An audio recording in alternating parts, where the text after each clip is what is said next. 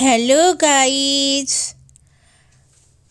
আজ আমি তোমাদের কাছে এক দুর্দান্ত স্বাদের হেলদি রেসিপি নিয়ে চলে এসেছি।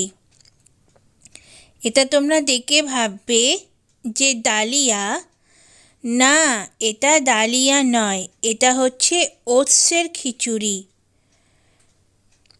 ওটস, ডাল দিয়ে সব বিভিন্ন রকম সবজি দিয়ে এটা বানিয়েছি ওটসের খিচুড়ি।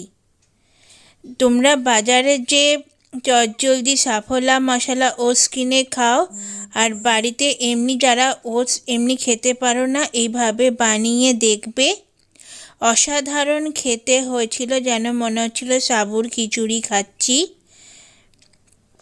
তো যারা এরকম হালকা বা ওয়েট লসের জন্য কিছু খেতে চাইছো তেল মশলা ছাড়া, তারা এইভাবে ওটসের খিচুড়ি বানিয়ে খাবে, দেখবে ভীষণ ভালো লাগবে।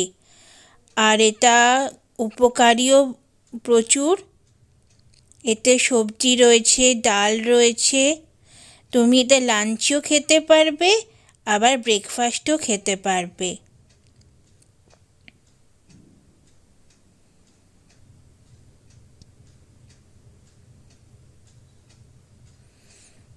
বানিয়েছিলাম, মানে এত অসাধারণ টেস্টি খেতে হবে ভাবিনি।